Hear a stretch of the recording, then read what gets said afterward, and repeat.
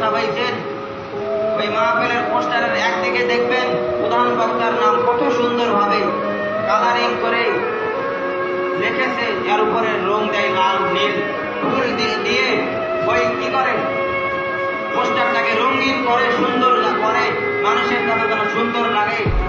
কিন্তু পিছনে ফিরে দেখো যে পোস্টারের পিছনে কি সাদা।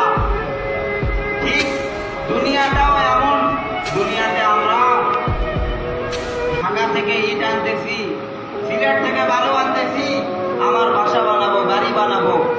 দুনিয়াতে কি করতেছি, আমার বাড়িটা বিলাসিতা হবে, কিন্তু তুমি বান্দা ভেবে তো দেখেছো? তুমি কি একবার ভেবে দেখেছো তোমার পরকালের জিন্দেগিটাতে অন্ধকার নেমে গিয়েছে? তোমার নিচের জিন্দেগিটা যে অন্ধকার, সেটা তুমি কি দিয়ে সাজাচ্ছ, কি দিয়ে সাজাবে? হ্যাঁ, আমাদেরকে বুঝতে হবে, জানতে হবে। সব কথাগুলো মাথার মধ্যে কি করা লাগবে, ঢোকা লাগবে। দুনিয়া কাউরেও থাকতে দেয় নাই, দুনিয়া এমনই। রাসূল সাল্লাল্লাহু আলাইহি সাল্লামের চাচা আবু তালেবের কাছে নবীজি বলেন, চাচা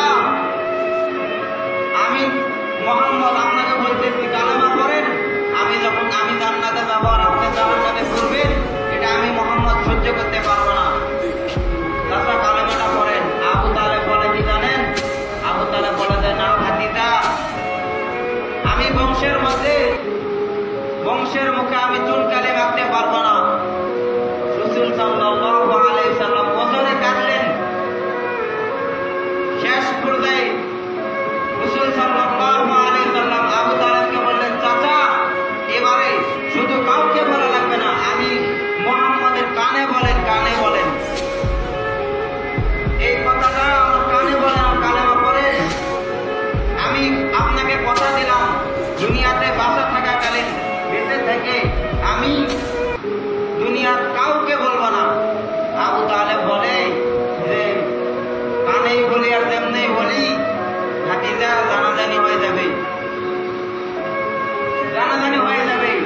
নবীজি কাঁদলেন, চাচা আপনি আমাকে মানুষ করেছেন আর আমি জান্নাতে যাবো আর আপনি জাহান্নামে পড়বেন না, এটা হতে পারে না চাচা। পরে কি করলেন, আরেকবার চেষ্টা করে বললেন, চাচা আপনি পড়েন। আবু তালেব বলতেছে, ভাতিজা তোমার ওই কালেমা পড়ার থেকে ওই আগুনে লাফ দেওয়াই ভালো, ওই আগুনে পোড়াই ভালো। শেষ পর্যায়ে যখন আবু তালেব মারা যায়, এই সময় সরকারে দো আলম রাসূল আকরাম সাল্লাল্লাহু আলাইহি ওয়াসাল্লাম কি করলেন, রাসূল আকরাম সাল্লাল্লাহু আলাইহি ওয়াসাল্লাম কি করলেন, আল্লাহ তাআলার কাছে বললেন, আল্লাহ আয় মাবুদ, আয় রব, আমি আল্লাহ, আমি তো আপনার দোস্ত, আমি তো হাবিব, আমি আমার চাচার জন্য, আমি এইবারে শেষ চেষ্টা, আমি আমার চাচার জন্য হাত তুললাম। মাওলায়ে কারীম আল্লাহ, আপনি যতক্ষণতে আমার চাচাকে মাফ করে দিবেন না, আমি মুহাম্মদ হাত ছড়াবো না। আল্লাহ তাআলা বললেন, মুহাম্মদ হে আমার হাবিব, রাসূল তুমি হাত নামিয়ে ফেলো। তুমি ওইভাবে হাত ধরতে ধরতে তোমার চাচার জন্য কিয়ামত পর্যন্ত ওইভাবে হাত রাখলেও আমি রব কবুল করব না। তাইলে দেখেন রাসূল সাল্লাল্লাহু আলাইহি সাল্লাম চাচার জন্য কতটা চেষ্টা করে গিয়েছেন। আজকের সমাজে মৌলবীরা, মুন্সিরা, হুজুরেরা আপনাদের কাছে দাওয়াত দিলে আপনারা মনে করেন মৌলবীর দৌড়, হুজুরের দৌড়, মসজিদ পর্যন্ত না। আমাদের দায়িত্ব, এখানে এমপি আসুক, মন্ত্রী আসুক, নেতা আসুক, যাই আসুক, আমরা এটা মনে করি যে আমাদের মতন মায়ের সন্তান হিসেবে এক সময় আমাদের মতন থেকে এতদূর গিয়েছেন। সম্মানের চেয়ারে এমনি এমনি বসে নাই, তার সম্মানের চেয়ারের বসার পিছনে মায়ের দোয়া আছে। যাই হোক, কথা ওইদিকে না যাই, আমরা এটা ভাবি যে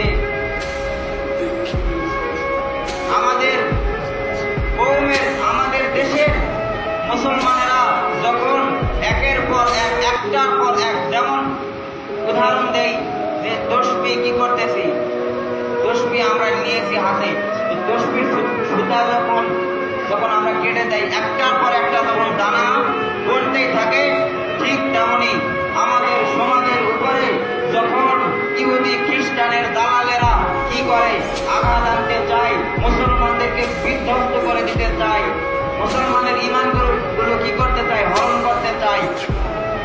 দেখেন না ইসরায়েলেরা ফিলিস্তিনের মুসলমানদের উপরে যে নির্যাতনের স্টিম রোলার চালিয়ে গিয়েছে, কিন্তু ফিলিস্তিনের এক শিশুর কথা শুনে আমার অন্তরটা ভরে যায়, যে সে বলতেছে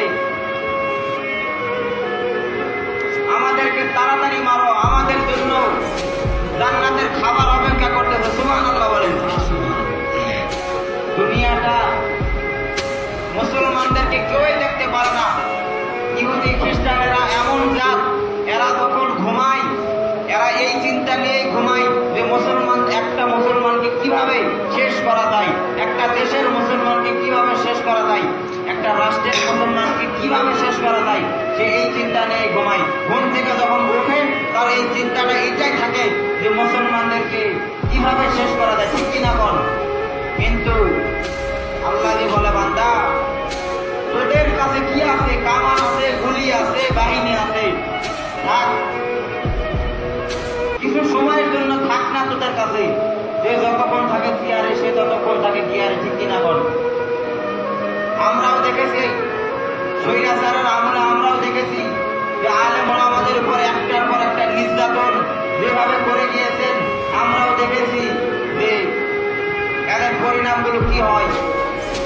আমাদের কওমি অঙ্গনের একজন আলেম রফিকুল ইসলাম মাদানী হাফেজাহুল্লাহ, ওনাকে যখন কি করলেন, হারুন নামে একজন মানুষ নয় জানোয়ার ছিলেন, হারুন নামে, তিনি কি করলেন, এই আলেমকে দাওয়াত দিয়ে নিয়ে যায়। তিনি কি করেছেন, জেলখানার ভিতরে ঢুইকা তার গায়ের প্রত্যেকটা কাপড় চোপড় খুলে হাতে বিড়ি দিয়া, মহিলা দিয়া কি করেছেন, তাকে বলতেছে দেখো আলেমেরা কি রকম হয়ে গিয়েছে, দেখো আলেমের ভিতরে নামাজ কে পড়বে, ওয়াজ কে শুনবে, আলেমের বয়ানকে শুনবে, দেখো। যখন তিনি বললেন যে আপনারা যে কাজগুলো করতেছে এটা কি হারুন সাহেব জানে, ওনারা যে ছোট যারা ছিলেন সেক্রেটারি বা যারা ছিলেন তারা বলতেছে জানেন না, মনে মনে উনি যে কাজটা করাইতেছেন। তখন ওনারা আমাদের রফিকুল ইসলাম মাদানী হাফেজাহুল্লাহ ওনারা কেঁদে বলেছিলেন, আল্লাহ আমাদের যারা এইরকম দশা করতেছে তাদেরকে যেন 10 গুণ বেইজ্জত করেন। আল্লাহ তাআলা আমাদেরকে দেখাইছে, আমরা নিজ চোখে দেখে গিয়েছি।